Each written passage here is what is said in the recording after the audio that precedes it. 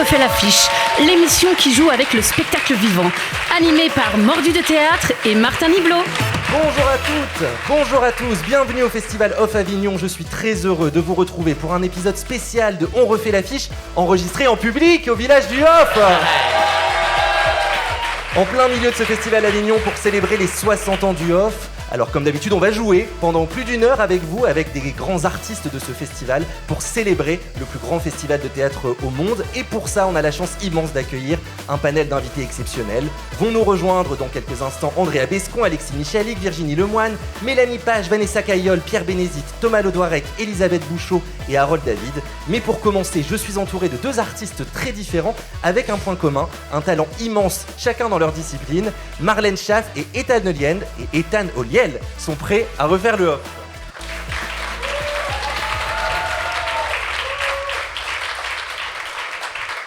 Et je vous rappelle, si vous nous écoutez sur toutes les plateformes, que vous pouvez aussi nous regarder sur YouTube, puisque nous sommes filmés actuellement. Et si vous nous regardez sur YouTube, eh bien je vous rappelle que vous pouvez aussi nous écouter sur toutes les plateformes. Dans tous les cas, n'hésitez pas à bien cliquer sur s'abonner.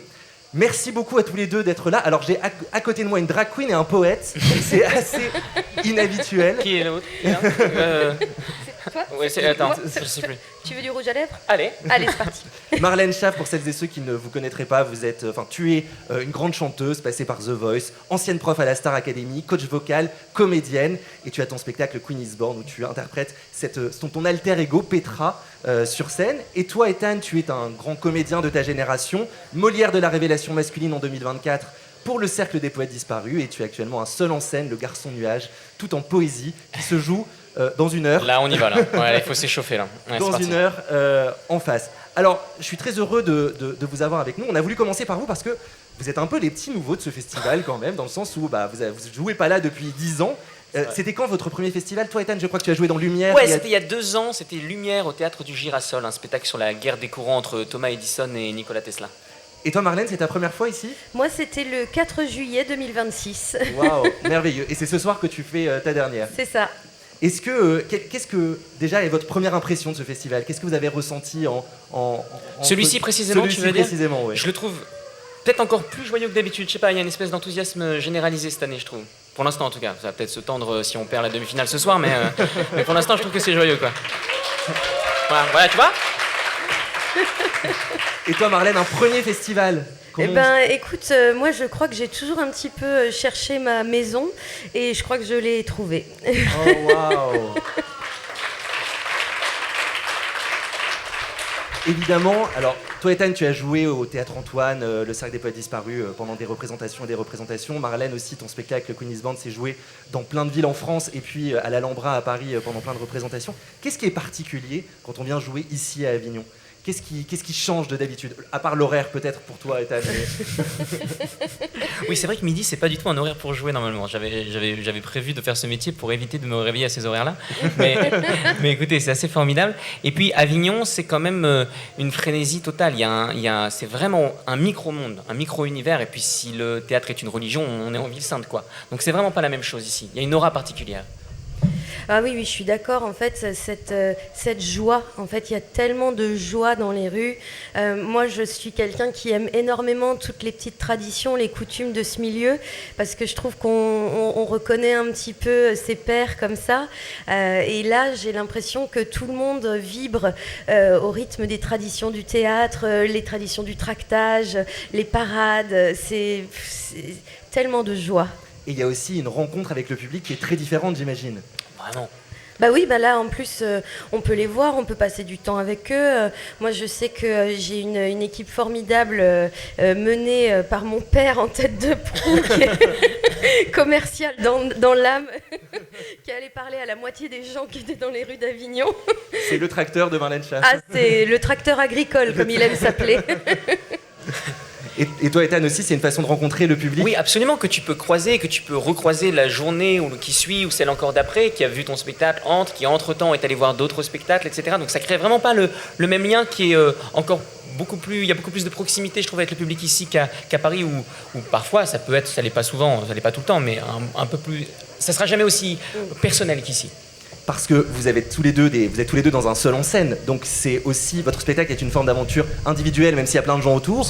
Et donc du coup, là, vous vous retrouvez dans un truc individuel au milieu de plein d'autres mondes. Ça va être encore plus porteur. Exactement, et ça c'est absolument tétanisant. Alors il y a quand même, c'est un seul en scène, la pièce chorale qui se joue en coulisses, elle est extraordinaire, et sans tous les gens qui participent à ce spectacle, on peut pas le jouer. Mais c'est vrai que c'est une aventure très particulière de jouer tout seul. Je sais pas comment tu le vis toi, mais... J'adore l'expression que tu viens de dire, parce que c'est vraiment ce que je ressens.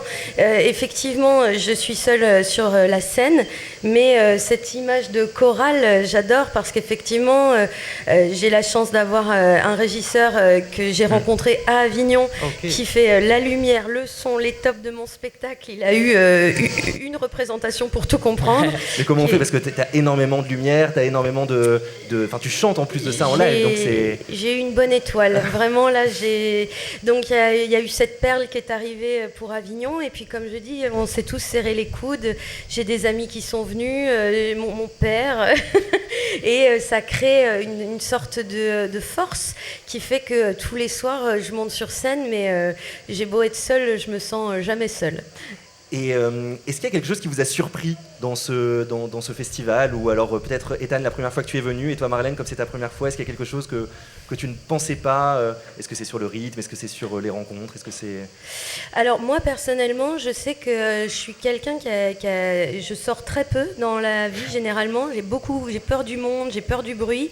Et je pense qu'ici, j'ai vu plus de spectacles en 10 jours qu'en 4 ans à Paris. Donc je suis surprise par moi, là, pour le coup.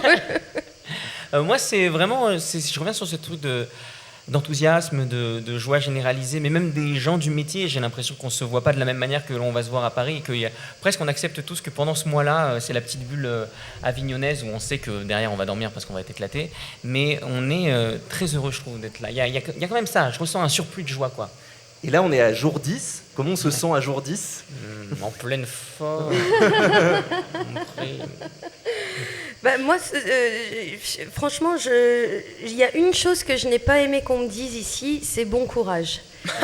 J'ai vraiment pas besoin de courage. Je crois que j'ai rarement été aussi heureuse et épanouie de ma vie. Donc c'est ma dernière ce soir, et ce matin je me suis un petit peu préparée mentalement parce que j'ai peur d'être un peu trop débordée par mes émotions. Je crois que tu sais que je suis un petit peu voilà un peu mièvre, et bon voilà, donc je vais essayer de rester bien concentrée pour offrir au public le même spectacle que tout le monde a eu, mais les émotions sont très intenses aujourd'hui. Parce que vous avez la chance en plus de ça de rencontrer votre public, vos spectacles cartonnent absolument ici, c'est j'imagine une chance de vivre un Avignon comme ça.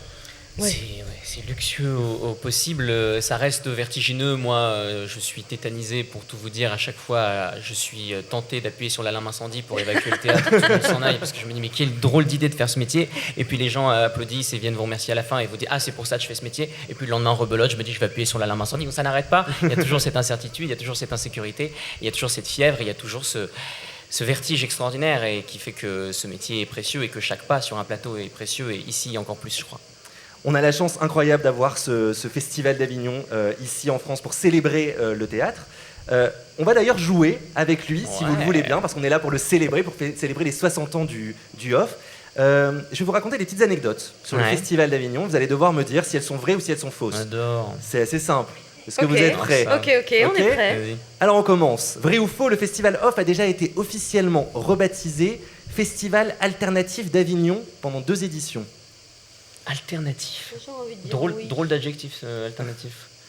Allez, on le tente. Ouais, moi je dirais oui. Tu dirais oui? Ouais, aussi? vas-y. Ouais. Oui. Je marche avec toi. Vous êtes d'accord? Est-ce que vous pensez que c'est possible? Non. Je te suivrai plus jamais, Marlène. On va faire une scission, je vais y aller avec mes propres intuitions. Mais tu devrais savoir qu'il faut jamais faire confiance à une drag queen. Tant pour moi. Non, alors pour la petite histoire, vous savez, le festival d'Avignon, qu'on appelle le IN aujourd'hui, a été inventé il y a 80 ans, en 1946, par Jean Vilar. Et puis c'est 20 ans plus tard, André Benedetto, en 1966, qui lance un spectacle en marge du festival. Et c'est une journaliste américaine qui fait la comparaison avec le Off de Broadway, et qui du coup va décider d'appeler le festival le Off d'Avignon. L'expression va être adoptée, et c'est comme ça qu'on le garde aujourd'hui. Et c'est d'ailleurs de là que va découler le nom IN pour le festival officiel. Parce que sinon, vous voyez bien que dans la communication officielle, le festival d'Avignon s'appelle le Festival d'Avignon, et pas le IN comme tout le monde l'appelle aujourd'hui. Voilà la petite anecdote. En 2014, vrai ou faux, une compagnie a imprimé complet hier sur ses affiches avant même sa première représentation. Ça, j'ai envie d'y croire, ça. J'ai envie d'y croire fort, ça. Je fais comme lui, il dit. Non, c'est faux. Oh, zut. Ethan Mais ça nous amusait bien parce qu'on Ouais. voit beaucoup de complets partout. Mais c'est un enjeu majeur d'afficher complet c'est pour vrai. vous. Comment? C'est un enjeu majeur d'afficher complet. Marlène, par exemple, toi, quand t'es arrivée, tu m'as dit j'ai de la chance, on est complet ce soir. Ce mot complet, c'est celui qu'on recherche Ah par-dessus bah tout. c'est le Graal, c'est le Graal. Là, moi j'ai fait mon premier complet la semaine dernière. J'étais une gamine le matin de Noël, quoi. Je préfère le mot combler, moi. Allez. Oh non, arrêtez. Vous avez autant de poésie dans son spectacle pendant 1h30. Non, et de manière encore plus importante, je tiens à le dire. Vrai ou faux, une artiste a participé au festival Off plus de 40 fois. Vous dites quoi? Vous dites quoi? Oui, il y a eu Je deux noms en n'écoute que plus, vous. là. Oui, oui. On dit Allez, oui. On on dit dit Oui, On dit oui. et Plus de 40 évidemment, fois, oui. Voilà. c'est Pierrette Dupoyer qui est à nouveau présente au festival cette année, Incroyable. qui détient le record avec 43 participations au D'affilée, festival. sans interruption. Je crois sans interruption, je ne sais pas si des gens dans le public veulent me contredire. Ah non, Non, elle a eu Mordu des nous dit non. interruptions. Il y a Ok, peut-être eu d'accord. une petite interruption, mais Ok. 43 Incroyable. participations au festival. Sacrée Pierrette. Sacrée Pierrette, et toujours à l'affiche, hein, vous pouvez toujours La classe. aller la voir. Vrai ou faux, entre 1970 et aujourd'hui, le nombre de spectacles présents au festival Off a augmenté de 4584%. Oula. Bah, c'est pas un- Là, il y a 1800 à peu près, je Ouais. crois, dans le off. Ouais. Ouais. Donc 4584%, ça ferait. Je suis ok. nulle en maths alors. Ouais, bon, attends, je fais le mec, Non, on mais va là, pas- je l'ai pas là. C'est bon en maths les nuages? Ouais, ça peut aider cette histoire. S'il y en avait très peu au début, s'il y en avait une dizaine au début. Je suis pas sûre du pourcentage annoncé, mais c'est sûr qu'il y a eu une augmentation. Colossal. Il y a bien une augmentation, c'est le bon pourcentage, Ouais. absolument. Oh, putain. 38 spectacles à l'affiche c'est ça. en 1970. 1700, j'allais dire. En 1970, contre 1780 cette année. Donc voilà, Wow. une hausse de plus de 4500%. Et alors, je crois que c'est stable par rapport à l'année dernière, mais on est quand même sur une constance croissante avec une offre vraiment très importante de spectacles. Comment on fait pour exister dans ce florilège de spectacles? Je sais pas. Non, honnêtement, en fait, je trouve ça en même temps génial parce que ça veut dire qu'il y a un nombre de propositions extraordinaires et qu'il peut y en avoir pour absolument tout le monde et tous les goûts, quoi. Donc ça, c'est super. Et je pense que la magie d'ailleurs d'Avignon, c'est aussi ça. C'est pas d'arriver en ayant son programme tout à fait fait, en disant je vais voir ça, je vais voir ça, je vais voir ça, j'ai plus rien. C'est de se laisser tracter, c'est d'ouvrir le catalogue et de dire ah tiens l'affiche là elle me plaît, je sais pas pourquoi ça me parle, je vais aller voir. Je crois que ça fait partie du charme aussi, de découvrir même des salles qu'on n'avait pas vues l'année d'avant. Je pense que ça fait partie du charme. Ah, moi, je suis complètement d'accord avec ça. Moi, je sais que je suis venue une fois en tant que festivalière et j'avais pas de programme. Donc, bah voilà, j'ai écouté les gens qui me tractaient. Je me suis laissée séduire par certaines affiches. Puis on discute aussi les uns avec les autres. Quand on passe devant des théâtres et qu'on entend les gens qui sortent, on dit ah c'était génial. J'avais demandé vous êtes allé voir quoi? Et j'ai découvert des pépites grâce à ça. Bah, c'est la magie du festival, le bouche à oreille. Est-ce que, pour terminer, peut-être, est-ce que vous avez envie de revenir? C'est quoi qu'on peut vous souhaiter dans votre aventure avec le off? T'as envie de revenir? Oh oui, tout le temps. Souhaitez-nous la santé, comme ça on aura l'occasion de revenir. Le reste, on va s'en charger. Mais la santé, c'est le plus important. C'est tout ce qu'on peut nous souhaiter. Il a pas tort. Oui. Moi, je veux bien revenir. 60 ans que le festival Off d'Avignon existe. J'espère encore 60 belles années. Merci beaucoup d'avoir joué Merci avec nous. à vous. Marlène. Merci à vous. Oui, merci beaucoup. Merci infiniment. beaucoup.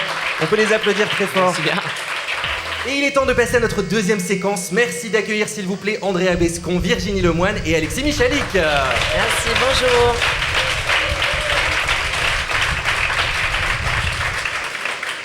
Bonjour à tous les trois. Merci beaucoup d'avoir Bonjour. accepté notre invitation.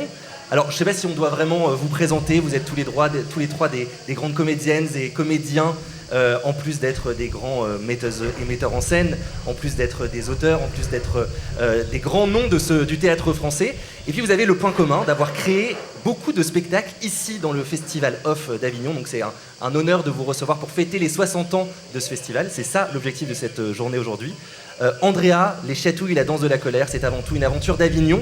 En 2014, vous avez raconté sur votre site qu'il n'y avait que 3 payants à la première des Chatouilles, c'est ça? Oui, plus l'équipe. C'est vrai? Je pouvais compter mon régisseur, metteur en scène et un peu la prod. Et ça a commencé comme ça, l'expérience de ce spectacle qui aujourd'hui a traversé même les écrans. Avec Gérard Gélas qui était en panique, qui voulait même tracter lui-même, tellement il n'y avait personne qui voulait voir ce spectacle. C'est incroyable. Alexis, toi aussi ton histoire elle est extrêmement liée à Avignon. Le porteur d'histoire a vraiment vu le jour en 2011 au Bélier, même si je crois qu'il avait joué déjà une ou deux représentations à Paris, ou en version plus courte, c'est ça? En version courte, ouais. Non, c'était la première, c'était le 8 juillet 2011. Mais avant ça, c'était déjà mon 5e spectacle que j'amenais à Avignon. Donc mon premier Avignon, c'était 2005, donc ça fait 21 ans. Ok, waouh.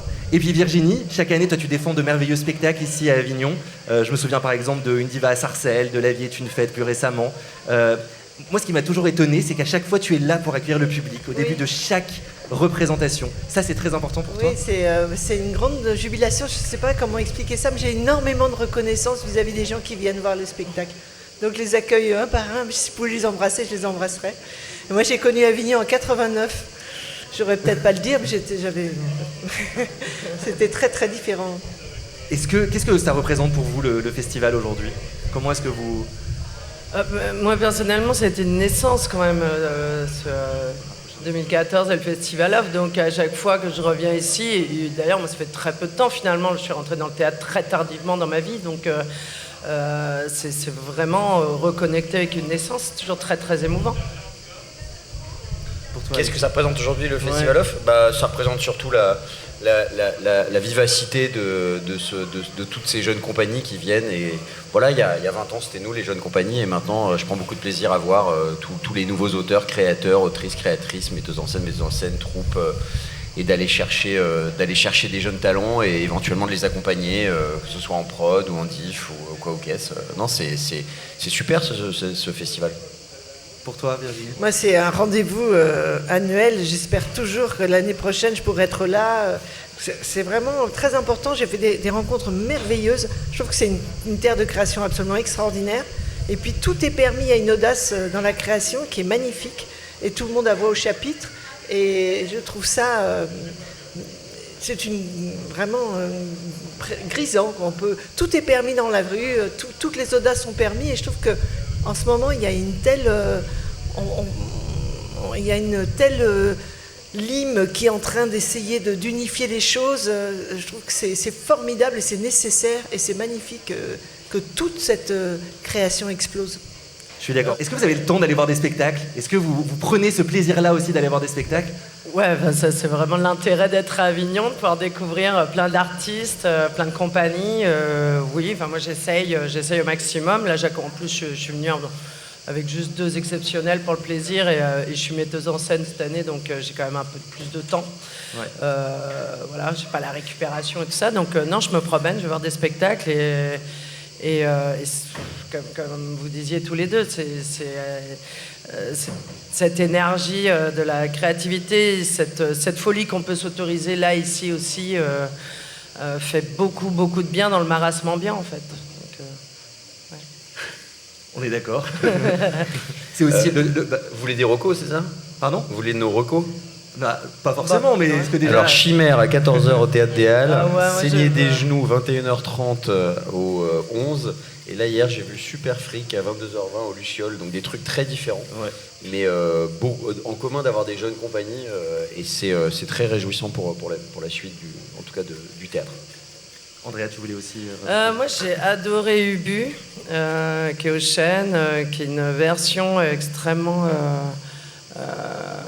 contemporaine de l'œuvre où c'est une parodie, une satire du comportement de Donald Trump actuellement, et je trouvais ça extrêmement brillant, burlesque, hilarant, j'en ai chialé de rire, donc je le conseille à tout le monde. C'est à 14h10 je crois au Chêne.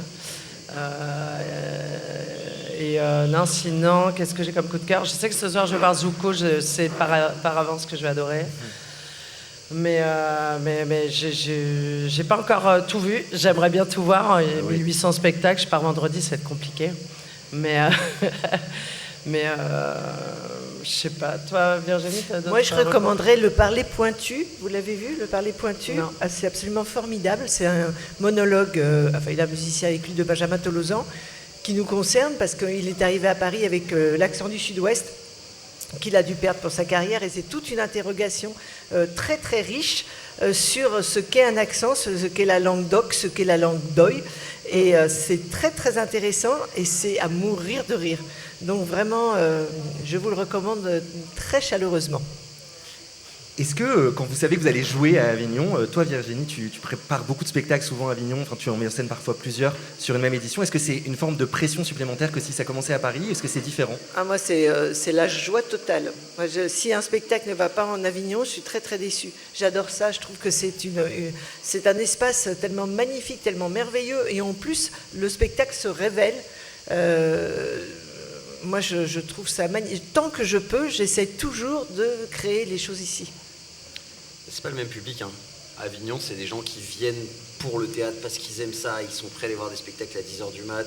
C'est un public quand même très très chaleureux, hein. Il y a des spectacles d'ailleurs que c'est un peu trompeur, hein, qui ont un accueil dingue à Avignon, puis ils arrivent à Paris et se disent c'est marrant, ça prend pas pareil, quoi. Donc, c'est toujours un plaisir de venir à Avignon créer un spectacle. Moi, je trouve que c'est le principe. Évidemment, je suis d'accord avec eux, mais je ne vais pas répéter ce qu'ils disent. Mais le principe de la série aussi est quelque chose de vachement intéressant, ce qui n'est pas toujours le cas. Il y a des spectacles qui jouent à Paris tous les jours, bien sûr, mais aussi de plus en plus, il y a 2 fois, 3 fois par semaine maximum, hein, par rapport à la conjoncture. Et le fait de jouer tous les jours, enfin, du moins 6 fois par semaine, ça permet aussi de vraiment chercher, resserrer, travailler, voir comment la fatigue aussi influe sur la création, sur le travail scénique, et les propositions aussi des interprètes ou de l'interprète en fonction du cadre. Et toi aussi, en tant que metteur en scène, comment tu peux rebondir sur la série. Et je trouve ça vachement intéressant, moi, de voir un spectacle tous les jours, de pouvoir le travailler comme ça. Parce qu'un spectacle, le premier jour d'Avignon n'est pas le même que le dernier jour. Vous retravaillez entre chaque quand ça dépend des metteurs, des auteurs, ça dépend aussi des interprètes, mais moi je crois fort au travail. Je pense que tu n'arrives pas à Avignon avec un work in progress. Enfin, moi, il me semble, hein, c'est mon opinion. J'aime bien travailler, j'aime bien arriver avec un spectacle qui est quand même très bien monté, précis, etc. Mais se laisser surprendre aussi, c'est vachement important. De dire, tiens, non, là, finalement, ce serait pas mal de resserrer. Je croyais très fort en ça. Ah, tiens, finalement, c'est pas foufou. Allez, on va resserrer là. Par contre, là, j'avais oublié un truc. Tiens, ça serait marrant de le rajouter. Essaye. Ah, putain, ça marche, viens, on le garde. Voilà, c'est des petites choses comme ça. Mais le gros, il est quand même hyper travaillé. Enfin, moi, je viens pas ici si je travaille pas. Hein. C'est pas forcément pendant le festival qu'on fait les changements, mais ce qui est sûr, c'est qu'après avoir fait un Avignon, c'est là où en général on tire le bilan, on se dit et on resserre, quoi. Moi, je profite d'Avignon pour faire plein de petits changements. Parfois, les comédiens ont envie de se jeter par la fenêtre du rez-de-chaussée, mais moi, je trouve que ça sert à ça aussi. C'est magnifique, ça. Très bien. Alors, vous savez, nous, chez l'Affiche, on aime jouer avec le spectacle. Alexis est à fond, il l'a fait plusieurs fois déjà. Vous avez des petites ardoises devant vous que je vais vous laisser prendre, s'il vous plaît. Okay. Une ardoise chacun, côté blanc, hop, avec feutre et petite brosse pour essuyer. Je vais vous poser des questions sur Avignon, sur votre expérience au Festival Off. Vous notez votre réponse sur votre ardoise. Vous la retournez tous en même temps et on voit si ça match, si vous avez la même info, si vous avez le même ressenti. Et après, on débat de pourquoi. Ok ? C'est assez simple, vous allez voir. Le pire horaire pour jouer à Avignon.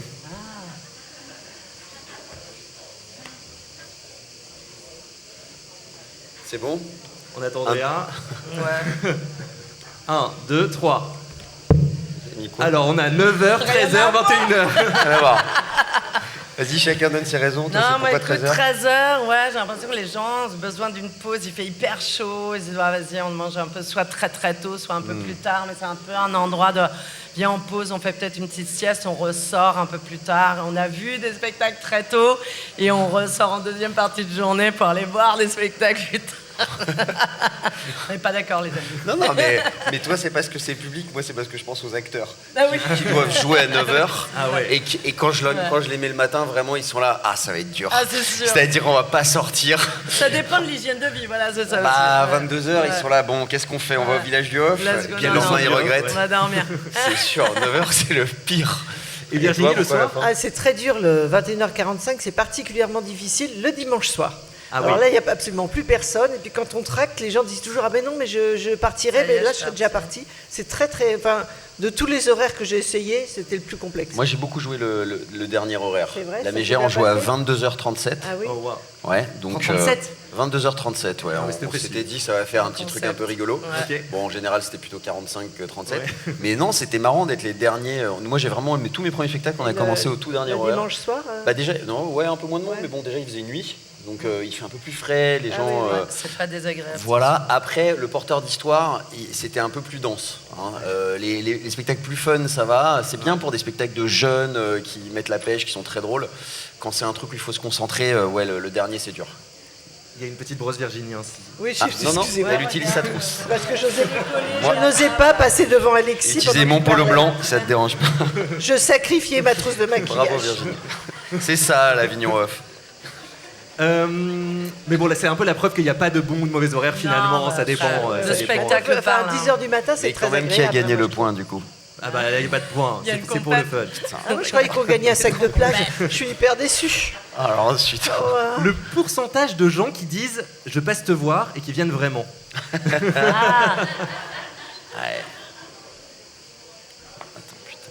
Ça va être intéressant de vous demander après, à vous, à combien de gens vous dites je passe te voir et vous venez vraiment. Non, ça se fait J'en pas. ai bon 1, 2, 2, 3. 3. Moi j'ai mis 20, 25. 10, 25. On est plus proche déjà. Mais non, mais parce que c'est hyper foisonnant et t'as envie. Ça veut pas dire que c'est pas sincère. Dire putain, j'ai vraiment envie de voir ton spectacle. Moi, j'avoue, je fais tout le temps. Tu joues à Paris après, s'il te plaît. Ouais, bah ouais. Tu vois, c'est vraiment le truc. Facile. S'il te plaît, tu joues à Paris parce que là, il se passe tellement de choses. Non, c'est dur de tout voir, tout ce que t'as envie. Alors, ça veut pas dire que tu vas pas avoir des spectacles, on va en voir, mais j'avoue, le Que choix, il est délirium, compliqué. 3h du matin. Bah Andrea Non, je sors plus. En plus. Moi non plus, moi Je non suis plus. devenue hyper sage. Ouais, dingue. ouais. C'est la ménopause. J'ai déjà croisé 2-3 fois délirium à 3h du matin. Ouais, Ah oui, après, en début de festival en 2024, c'est ça? Je jouais les chatouilles, j'ai fait 3 soirées, après je suis restée enfermée dans ma chambre tout le reste du festival. Là, j'ai regretté, j'ai fait à Faune, tout ça, Ah oui. Entorse, j'ai fait oula. Bah non, on va arrêter tout de suite. Depuis, j'ai arrêté l'alcool. Moi, je dis tout le temps aux gens que je vais pas pouvoir venir. Ok, Donc, c'est la bonne surprise après. Exactement. En fait, je réserve jamais. Je viens à la dernière minute. Je vais voir directement à l'accueil pro. Je dis est-ce qu'il vous reste une place et je rentre le dernier dans la salle. Et comme ça, au moins, les acteurs ils sont pas stressés parce que voilà, des fois, ça leur met la pression que je vienne, etc. Et c'est la bonne surprise à la fin, quoi. Oui, parce qu'en plus, c'est de la visibilité. Toi, tu publies toujours des stories Oui, sur ces voilà. spectacles que tu vois, tu en oui, parles. voilà. Ça sert à rien si c'est la toute fin du festival, mais ça sert toujours de soutenir, quoi. Et ça, c'est un truc, je trouve, qui se fait vraiment maintenant. C'est devenu tout le monde fait ça, quoi. On filme les saluts, on met au moins le titre, peut-être des. Mais je veux dire, globalement, le but c'est de soutenir le théâtre et les compagnies émergentes, etc. Donc voilà. Et toi Qu'est-ce que tu Alors, c'est vraiment le dialogue rituel. C'est tu joues où là? Ah oui, c'est à quelle heure? C'est à 13h45. Ah, c'est peut-être possible. Tout le monde se dit ça. Et toi, t'es où? T'as tel théâtre. Et c'est à quelle heure? 17h30. Ah, alors peut-être. Ouais, c'est que ça. La créneau. Donc, je fais ça toute la journée. Je le dis, je reçois ça comme réponse. Et puis voilà. Et après, vient qui veut, mais pas beaucoup de gens à qui on a échangé des horaires et le lieu. On continue. Le meilleur moyen de remplir une salle, Et selon ben, vous. ça tient à 2 règles très précises que tout le monde Mais il faut ignore. écrire sur l'ardoise, Virginie. Ah pardon, excusez-moi, je suis conne. Oui, c'était trop long. Bon, j'ai dit ça. Non, tu peux voir. Non, mais un mot-clé. Et après, tu Un pourras mot-clé. expliquer. Virginie, c'est bon. Oui, c'est bon, j'ai fait un petit symbole, vous allez voir. Allez, C'est 1, trop 2, astucieux. 3. Qu'est-ce que t'as mis? Question, d'accord. Andrea. D'être bon, Chose, être bon spectacle, Le travail et le tractage. tracté. Voilà. Effectivement, il y a 2 choses. Est-ce qu'il y a des bons spectacles dans lesquels il n'y a personne parce Bah, bien qu'ils ont sûr. mal tracté, etc. Ah Ouais, oui, ouais. oui, ça, c'est un espèce de cocktail quand même. En fait, déjà, le fait qu'il y ait 1800 spectacles, c'est compliqué. Donc, il peut y avoir des très beaux spectacles qui sont invisibilisés parce que c'est pas forcément le lieu adéquat, l'horaire adéquat, voilà. Et l'affiche est pourrie, ou je sais pas, tu vois, il y a des trucs comme ça aussi. Et des fois, il y a des très bons tractages pour des très mauvais spectacles. Aussi, ça arrive. Et ça m'est arrivé parce que une fois par festival, je me dis allez, je vais voir un truc, vraiment personne m'en a parlé, comme ça un peu au pif.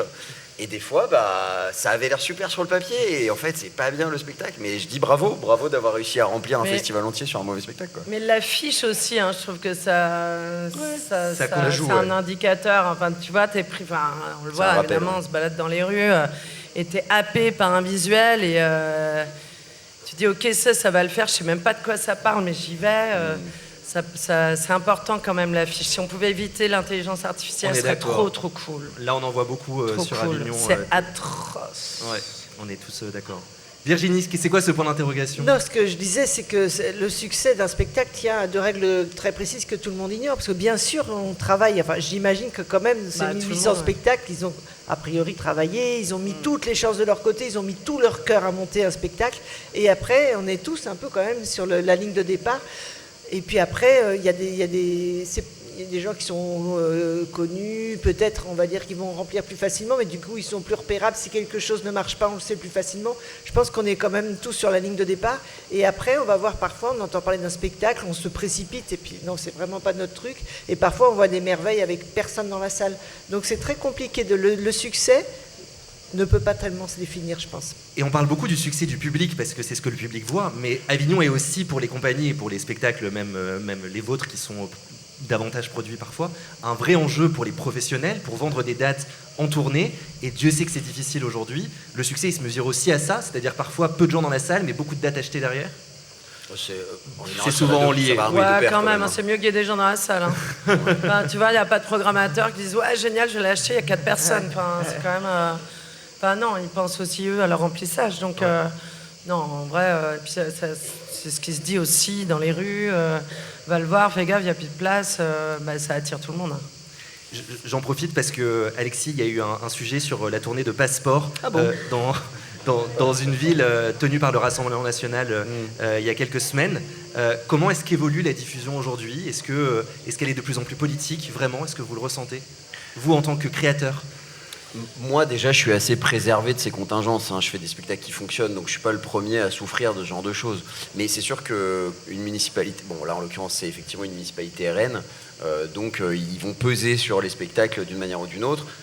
En théorie, une municipalité, elle a le droit de programmer ou de valider ou de déprogrammer un spectacle à l'avance. Hein, là, c'est parce que c'était vraiment à la dernière minute que c'était trop flagrant pour être mis sous le tapis, quoi. Mais oui, effectivement, je veux dire, plus il y aura de municipalités RN, plus la culture sera menacée. Je pense pas lancer un pavé derrière en disant ça. Hein. C'est pas les meilleurs amis de la culture, de la liberté d'expression, de la liberté de programmation culturelle, des libertés en général. Des libertés. Donc voilà. Donc oui, moi j'ai surtout peur pour les jeunes compagnies à l'avenir et pour les galères qu'ils vont devoir avoir à s'auto-censurer pour arriver à avoir un spectacle qui passe. Puis on le voit là même avant l'arrivée du RN, qu'on n'espère pas du tout arriver, évidemment. Mais même avant ça, là il y a vraiment un problème de subvention. Hier, tout le monde était devant le Palais des Papes. Il y a quand même un réel souci avec la culture, 0,7% du budget national, c'est insupportable. Il faut atteindre au moins les 1%, et même 1%, c'est honteux. On sait à quel point la culture éveille les gens, améliore la vie de tout le monde. C'est pas normal, quoi. Donc la censure, c'est insupportable. C'était normal d'en faire un tollé. Il faut absolument en parler. Mais même avant ça, de toute façon, même avant l'arrivée du RN, on l'a bien vu ces 10 dernières années, que tout s'amoindrit, que les moyens s'amoindrissent, que même les municipalités, moi je me suis mise à produire très récemment, il y a seulement 3 ans, donc je vends des dates, je vois que, qu'on me dit, écoutez, oui, on va vous payer dans 2 mois, mais parce que vous comprenez, là c'est la mairie, c'est pas encore signé, et puis il y a le chorus, le machin, et on te sort tout plein d'excuses, mais vous serez payé un moment. Donc et tout est... Voilà, ça prend du temps. Puis alors nous, les artistes, comme si déjà on faisait un métier qu'on aime, donc on s'estime heureux. Oui. Et voilà, vous êtes un peu des saltimbanques. Il y a vraiment comme ça un truc qui s'installe sur ça va, t'es venu faire un spectacle, c'est bon, quoi. Pardon, j'ai quand même de l'URSSAF, des salariés à rémunérer. Donc c'est une vraie entreprise, mais qui n'est pas prise comme ça. Et par contre, nous, on génère énormément d'activités. Nous, le secteur de la culture, on le sait bien plus que l'automobile. C'est prouvé. 1000 fois, mais il y a un déni général de l'État vis-à-vis de la culture. Mais moi, je trouve ça magnifique, parce qu'on on a beaucoup entendu parler de Passeport, mais jamais autant que grâce à la... Oui, c'est sûr. Donc déjà, voilà. Et puis d'autre part, j'ai entendu des responsables FN dire à propos de la culture qu'il fallait investir uniquement dans des projets qui marchaient. Voilà, donc... Oui. ça, Est-ce que le risque, c'est justement, alors que le théâtre est une voie pour dire des choses et les affirmer, est-ce que, au contraire, le risque, c'est d'avoir des projets plus lisses, des spectacles qui disent moins de choses pour être plus diffusés? Oui, mais absolument, mais c'est surtout ils n'ont pas peur de mentir. Ils sont plein de fake news quoi, sur l'économie du théâtre, du cinéma, on l'a vu avec le CNC. Ils disent des conneries. Et évidemment, le problème, c'est qu'une fois qu'une fausse information est diffusée, les gens y croient. Et c'est un énorme travail de revenir derrière en disant non, attention, on ne coûte pas, on génère une économie. Et c'est ça qui est vachement dur. Donc forcément, il y a une prise de risque, puisque les gens disent oui, mais on le voit sur les réseaux sociaux. Bon, là, vraiment. Mais qu'on dit, mais en fait, nos impôts vont... Non, non, je vous rassure, la culture génère une économie à la France. C'est important que la culture demeure, puisqu'elle crée de l'emploi.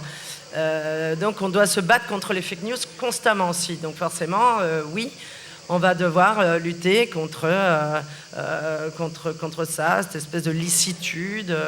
En plus, c'est complètement con. Je veux dire, c'est pas parce qu'un projet est lisse qu'il va marcher, c'est pas vrai. Le public a une exigence. C'est complètement faux, en fait. Ils inondent la population de fausses informations. Et notre économie n'est pas défaillante, hein, loin de là. Non. Ben non. C'est bien de le rappeler et de le dire au très haut. contraire. Dernière question sur votre... Voilà, je vais l'applaudir.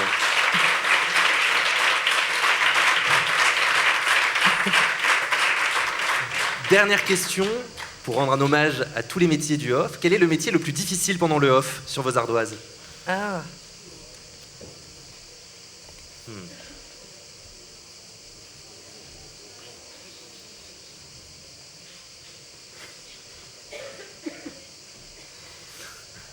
C'est bon, 1, 2, 3. Alors, qu'est-ce qu'on a? On a régisseur pour Virginie, serveur pour Alexis et... Multi-régisseur, régisseuse, ouais. Multi-régisseur, Quand tu les vois régisseuse. courir d'une régie à une autre. Et oui, Ouais. oui, parce que du coup, Ouais. on voit beaucoup les acteurs sur scène, on peut entendre Ouais. parfois les metteurs en scène et les auteurs qui viennent à la fin des spectacles, mais les régisseurs, c'est Ouais. des centaines de personnes ici à Avignon dont on entend peu parler et qui sont essentielles oui. au succès de ce festival. Absolument. Absolument. Forcément, il faut une réelle précision. Et encore une fois, alors maintenant, il y a des super logiciels, les QLab et tout, qui sont... on peut plus facilement rentrer dans une régie avec précision, mais quand même, c'est que des gens qui cumulent les spectacles et qui, à chaque fois, font un reset. À chaque fois qu'ils arrivent dans un nouveau lieu, ils courent entre les spectacles, ils voient les horaires, comment c'est faisable, et d'une ambiance à une autre. Donc, ouais, c'est des sacrés mois pour eux. Ouais. Il faut connaître les régies, les QLab, c'est parfois très très compliqué. Ils sont tout le temps obligés de se former. Hein. Après, je dirais quand même que le plus dur, c'est de jouer dans un spectacle qui ne marche pas et de devoir tracter 3 heures par jour pour essayer de remplir une salle qui ne se remplit pas. Ça, psychologiquement, C'est sûr. Il y a une lutte Très, très contre une dur. petite dépression. Ah c'est ouais. sûr, Et en plus, un spectacle qui n'est pas bien. Genre, savoir que le spectacle n'est pas un bon spectacle, En et qu'on étant- va quand même tracter les gens pour dire venez voir mon spectacle, sachant pertinemment. En étant ça, c'est très bien. mal payé. Ou pas payé. Quand on n'est Pas pas payé, ouais. Pas payé. Ouais. Toute dernière question, en quelques mots pour finir. Qu'est-ce que vous pouvez souhaiter au Festival Off d'Avignon pour ces prochaines années? Parce que là, on fête les 60 ans. Qu'est-ce qu'on peut fêter pour souhaiter aux 60 prochaines années du Festival Off? Encore au moins 60 ans. Ça, on est d'accord. Dans les mêmes conditions de créativité, avec au moins 1800 spectacles par festival et au moins toute cette fréquentation, puisque c'est ça qui est... On parle encore une fois beaucoup de la culture, de l'effondrement de la culture et tout, mais enfin, festival, on voit toutes ces personnes de toutes castes, cultures différentes qui se croisent dans les rues, let's go, faut y croire en fait. Faut résister, faut vraiment résister. Virginie. Ah oui, absolument. J'espère que ça continue et que ça continue à ressembler à un potager avec des fruits, des légumes différents et qu'on ne sait pas très bien ce qui pousse et chaque année c'est différent. Et c'est que Avignon garde cette fièvre créatrice formidable et précieuse et nécessaire. Moi, je trouve que, puisqu'on parle du off, ça fait 20 ans que je fais le festival et j'ai vu vraiment le off changer. Hein. J'ai vu, déjà, je crois qu'en 2005, on était 800 spectacles et on disait déjà, oh mon Dieu, comment on va pouvoir faire, etc. 1000 de plus. Mais bon, à Édimbourg, qui est l'équivalent d'Avignon, ils étaient déjà à 2200 spectacles à l'époque, donc bon, il y a de la marge. Mais surtout, je trouve que le festival Off s'organise de plus en plus, devient de plus en plus une structure officielle, collaborative, solidaire. Ça se fédère, ces endroits, le village du Off, ce qu'ils organisent à la fois en journée, tous les soirs. Il y a vraiment quelque chose qui se structure, qui s'est professionnalisé en 20 ans et qui est devenu un vrai festival culturel fort avec pour tous les goûts, plein de spectacles. C'était un peu un garage il y a quelques années et là les théâtres sont tous climatisés, il y a tous des règles, il y a tous une organisation. C'est vraiment, on parle beaucoup d'à quel point il a grandi, etc. Mais il s'est aussi vraiment amélioré en 20 ans, donc que ça dure, quoi. Très bien. Alors je précise que Andrea et Alexis, vous serez de retour sur cette scène cet après-midi pour une rencontre animée par Fabienne Pasco de Télérama et Harold David pour continuer à parler. Plus profonde, plus calme, on prendra le temps, on n'aura pas de quiz. Exactement. Fabienne n'a pas préparé de quiz. Ah bon? Étonnamment. On ne sait jamais maintenant que tu dis. Oui, attention. Il reste quelques heures. Merci beaucoup d'avoir accepté l'invitation. Merci à Et vous. merci pour tous vos spectacles qui disent tant et qui nous passionnent. Merci. Merci à vous. Et merci s'il vous plaît d'accueillir désormais Mélanie Page, Vanessa Caillol et Pierre Bénézite.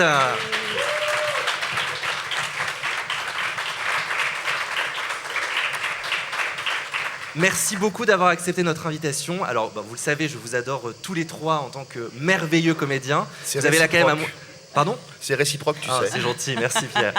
Vanessa, c'est la première fois, je pense, qu'on fait une émission ensemble, contrairement aux deux autres. Ah oui, vous l'avez déjà fait, vous? Ah oui. Ah ouais, ils sont On l'a déjà fait une centaine de fois avec Moi, j'aime jouer. Mélanie est une habituée de nos quiz, elle adore ça. Vanessa, je te l'ai déjà dit, mais je veux le redire, parce que je pense que tu es l'une des plus grandes artistes de comédie musicale en France de nos jours, donc c'est un honneur absolu. Moi, je suis un immense fan de ton travail, donc voilà, je le redis, et merci beaucoup d'être là. Merci. J'adore aussi évidemment votre travail à tous les deux, mais j'ai déjà eu l'occasion de vous le redire. Oh, tu sais, ça fait toujours plaisir. Ouais, franchement, tu peux... J'imagine. Premier tour de table, parce qu'on est là pour fêter les 60 ans du Off. Donc vous êtes deux comédiennes et un comédien qui êtes là depuis quelques années au Off. Quel est votre premier festival? C'était quand? Est-ce que vous vous en souvenez? Combien vous en avez fait depuis? Alors, moi, mon premier, c'était il y a 4 ans. Oui. Donc, il n'y a pas si longtemps, finalement. C'est vrai. Au Gémeaux. Où je joue d'ailleurs là. Ouais. Et j'ai tellement adoré que je me suis dit, il faut absolument que je revienne le plus souvent possible. Et donc là, c'est ma 4e pièce cette année au festival. Waouh. Moi, c'est bizarre parce que j'ai 32 ans et pourtant, les gens rient, c'est horrible. Pourtant, je suis venu pour une première fois au festival à la fin des années 90, 98, 99, je ne sais plus exactement quelle année. C'est bizarre pour 32 ans. C'est assez bizarre et voilà. Avant ta naissance, donc c'est fou. Avant ma naissance. Vanessa, toi? Et moi, je sais plus exactement, mais je crois que je l'ai fait une quinzaine de fois. Ok, waouh. Mon premier, c'était il y a 20 ans, avec un spectacle de danse au Golovine. Ok. Et c'est vrai qu'à chaque fois que je reviens, je me dis, mais cette ville me voit grandir, ce festival me voit grandir. C'est toujours émouvant de revenir. Et quand vous savez que vous allez faire Avignon, est-ce que c'est une pression supplémentaire? Est-ce que c'est une excitation? Comment est-ce qu'on se prépare quand on sait que l'année prochaine, on vient jouer? Ah ben moi, c'est une grande joie. Je demande à tous mes potes qui est là. Et je me fais déjà un petit planning de dîner, de qui je vais aller voir. Mais j'adore. Franchement, c'est comme Virginie Lemoine, ma grande amie. Déjà, nous, ça fait 2 mois qu'on est hyper excités comme des puces de se voir pendant 1 mois. Et c'est extraordinaire de faire ce festival, parce que dans les rues, il n'y a que des passionnés de théâtre, soit des gens qui font notre métier, soit des gens qui sont là pour venir nous voir. Bien Donc sûr. c'est rempli de gens qui sont passionnés comme nous. Ouais. Moi aussi, je ne ressens que de la joie de venir ici parce que c'est un concentré de copains, d'amis et de gens à qui on dit on va venir et puis au final on vient pas, donc c'est l'occasion de se fâcher aussi avec toute une partie de ses contacts et c'est pas mal. Ouais, moi je partage ça aussi. Je me dis souvent, c'est un peu une transhumance des comédiens de Paris Oui. à Avignon, et on a plus de possibilités de voir nos amis ici finalement qu'à Paris. Parce que c'est quand même un grand moment de fête. C'est-à-dire Ouais. que c'est ça qu'il faut quand même Aussi. se rappeler. C'est qu'on est là pour célébrer un art Ouais. que vous faites tous les soirs à Paris d'habitude. Ouais. Ah oui, c'est vraiment hyper joyeux. Moi, quand je sais, c'est même pas quand je sais que je vais faire Avignon, c'est que maintenant je demande au prod, je mets la petite graine, je dis, et si on faisait un Avignon? Vraiment, j'adore commencer une aventure ici. Je trouve que c'est hyper constructif. En même temps, il faut être prêt en arrivant, mais c'est toujours une joie. Et on a parlé des horaires avec les metteurs en scène du tableau précédent. Comment est-ce qu'on se conditionne à jouer à 10h ou jouer à 22h? Est-ce que c'est difficile pour un artiste Moi, je trouve, notre festival change en fonction de la pièce, évidemment, du rôle, mais de l'horaire aussi. C'est vrai, ça a un impact vraiment sur la façon dont vous... Et comme je disais tout à l'heure, c'est vrai que 10h, c'est pour un comédien, c'est quand même très très tôt. De réveiller le corps, l'émotion, la voix. C'est ça, parce que quand toi tu chantes, tu danses dans tes spectacles. Oui, comme on disait tout à l'heure, une pièce où on doit chanter, c'est pas le même Avignon qu'une pièce où on n'a pas à chanter. On est tous les deux danseurs et c'est vrai que... Oui. Les gens rient encore. C'est vrai que... Tu rigoles, mais là tu danses et tu chantes dans ton spectacle, Pierre. Ah bah si. Si. Oui. Ah bah si. Si. J'ose pas trop dire que je danse. Je suis encore dans le déni. Tu peux être nommé au Trophée de la Comédie Musicale cette année, et Vanessa en a gagné cette année. Ça serait la plus grosse blague qu'on peut voir. Pareil, Mélanie, t'as un moi, horaire préféré? j'ai jamais joué le matin, mais je dois avouer que ça ne me dit pas trop. C'est déjà que je suis pas du matin à Paris, mais alors à Avignon, encore moins. Déjà là, c'était compliqué de venir ce matin. Non, j'aime bien jouer l'après-midi, honnêtement. Le soir, c'est vrai que c'est un peu embêtant dans le sens où on peut pas aller dîner, mais l'après-midi, c'est vraiment l'idéal, je trouve. Alors on va faire un petit jeu, vous le savez, c'est comme ça que nous on aime parler du spectacle. Et avec vous, on va jouer à... Oh là là là là. Monsieur Patate. La patate chaude. Donc c'est assez simple. Cet objet, vous allez l'avoir entre les mains. Je vais vous donner une catégorie, par exemple, des théâtres à Avignon. Et vous allez avoir 45 secondes pour m'en donner le plus possible. Donc, oh la vache! Celui qui a la patate. Non, mais pas du tout. Celui qui a la patate doit donner un théâtre, par exemple. Et dès qu'il a donné un théâtre, il la donne à quelqu'un d'autre. L'un de vous trois. Ah, ok. Et au bout des 45 secondes, le dernier qui a la patate a perdu. Mais donc c'est un des jeux les plus horribles que je connaisse. Pardon? Mais c'est d'une cruauté insensée. Mais non, ça va être très simple.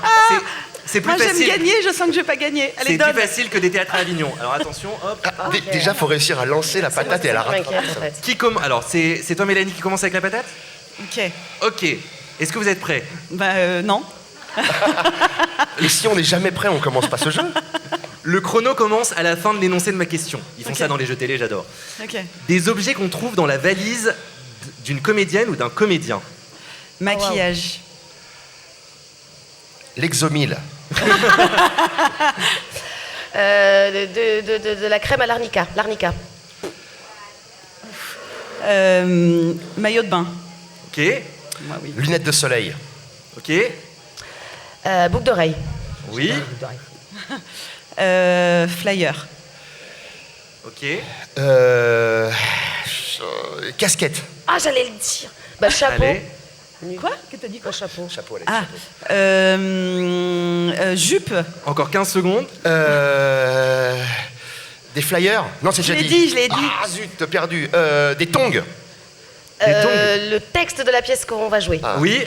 Attention. Un t-shirt. Et c'est terminé. Pierre. C'était pas mal. C'était pas mal quand même. Quand même. Personne n'a calé. été au bout. Pierre a fini avec la patate. Non, j'avoue. Ok, alors on continue. Allez. Ouais. Avec désormais des phrases un peu classiques pour tracter. Oh là là, je suis nulle en tractage. Ah, déjà? Désolé, je t'ai jamais tracté. Ah merde. Bonjour. Est-ce qu'il vous reste de la place?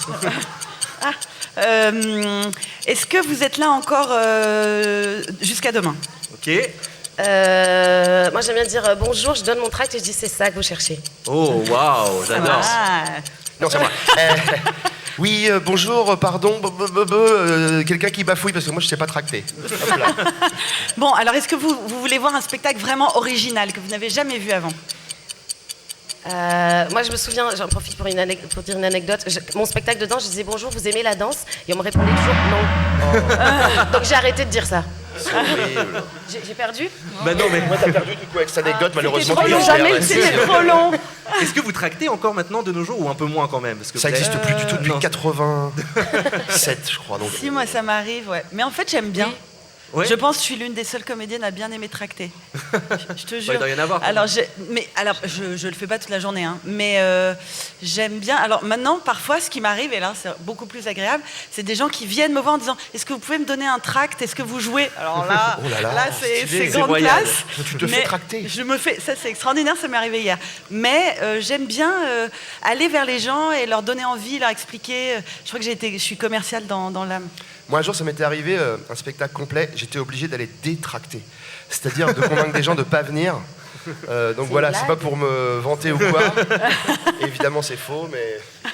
J'adorerais. S'il vous plaît, ne venez surtout pas, on a trop de monde. Toi, Vanessa, est-ce que tu tractes encore ou est-ce que tu as tracté beaucoup pour tes Ouais, ça spectacles fait longtemps que j'avais précédents? pas tracté. Cette année, je retracte. J'avoue, j'ai toujours la flemme d'y aller. Bah oui. J'ai chaud. Et je me prends toujours au jeu. À chaque fois, je trouve que c'est quand même chouette d'aller à la rencontre du public. On continue. C'est dur. Prochaine question. Les plus gros mensonges qu'on dit à Avignon. Ah bah moi j'en ai un qui vient. Évidemment. Ah bon, Non, bah, vas-y. j'ai adoré ton spectacle. Pardon, mais... Oh là là. Les plus gros mensonges... je viens. Je peux pas venir, j'ai piscine. Ah, j'ai piscine. Écoute, non, je joue à la même heure. Ah oui. Non, j'ai pas bu de rosé.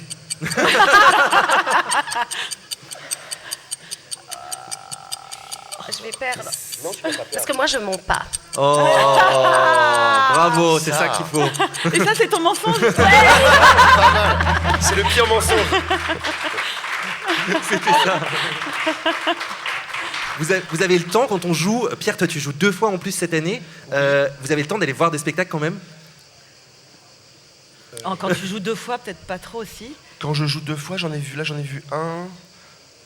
Pas trop en fait. Les jours de relâche ou alors les jours Ouais. de relâche on relâche? Alors moi, les jours de relâche, je suis pas là. Ok. Je pars ailleurs, voir ma famille. Mais oui, je vais voir d'autres spectacles. Surtout cette année, là, je me détends, j'en ai qu'un. La dernière fois, j'en avais 2. C'est vrai que quand on en a 2, honnêtement... Mais ouais, je suis allée voir des trucs. En plus, ma fille est venue, ma fille de 17 ans qui adore le théâtre est venue pendant 3 jours. Donc je lui ai fait un planning. Donc là, j'allais carrément 3 fois par jour en plus de jouer. Oh, waouh. Sérieux? Ouais, je te jure. Ouais. Non, si, je te jure. Et c'est pas si mal en fait.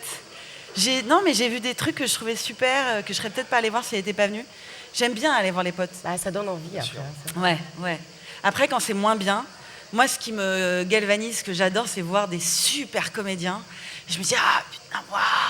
Par exemple, David Brécourt, là, mais vraiment, j'ai fait 4 pièces avec lui et ce qu'il fait là, il m'a. Ah, je me suis dit, putain, David, je savais pas que tu étais capable de faire ça à ce point-là, quoi. Donc voilà, voir des potes qui jouent super bien, moi, ça me donne envie d'y retourner encore plus. Voilà. Toi Vanessa aussi, tu as le temps de voir des spectacles ou pas? Ouais, moi c'est un peu ma grande frustration quand même quand je suis oui. ici, parce que j'ai envie de tout voir. Et puis il faut faire des choix. Et cette année, j'en parlais tout à l'heure, j'ai ma petite avec moi, beaucoup qui a 4 ans. Donc je Ok. vois plein de pièces pour enfants. Ah, c'est génial. Donc, mais du coup, je découvre cet art-là. Mais je vois moins mes copains.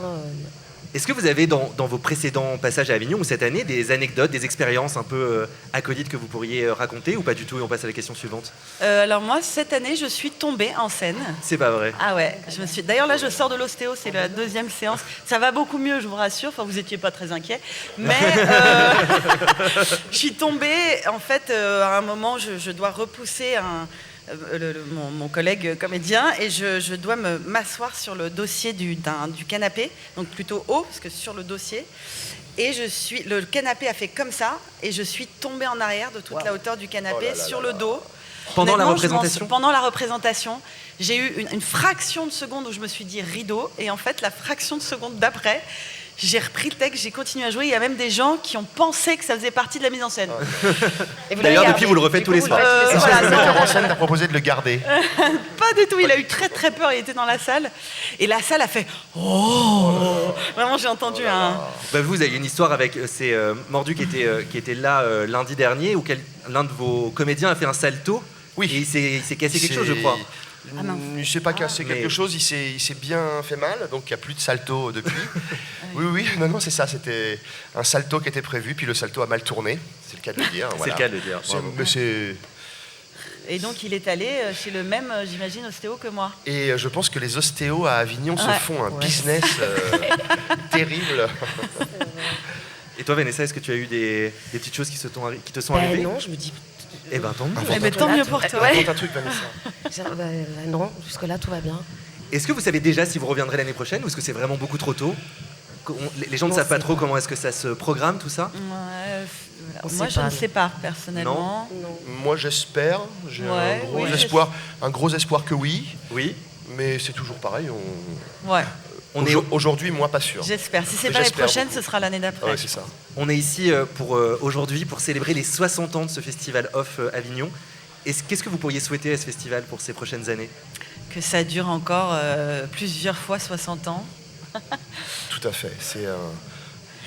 J'avais entendu cette interview de Thiago Rodriguez qui disait qu'on était au pays du théâtre pendant un mois. Et c'est vrai qu'entre les artistes, les festivaliers, c'est vraiment un endroit magique, magnifique. Donc bien sûr, on peut souhaiter que ça dure encore très longtemps. Ouais, je me disais même, j'en parlais avec un ami la dernière fois, ça serait peut-être, j'espère pas, mais un lieu de résistance. Ah oui. Selon l'avenir. Et tout à fait. On a hâte de voir l'Avignon de l'an prochain. Quoi qu'il en soit, à mon avis, il va être fort. On est vraiment d'accord. Merci infiniment, vous trois, d'avoir joué avec nous. Merci à toi. Et d'avoir célébré les 60 ans du festival. Merci beaucoup. Et bien, pour terminer cette édition, on accueille, s'il vous plaît, Elisabeth Bouchot, Thomas Ledouarec et Harold David.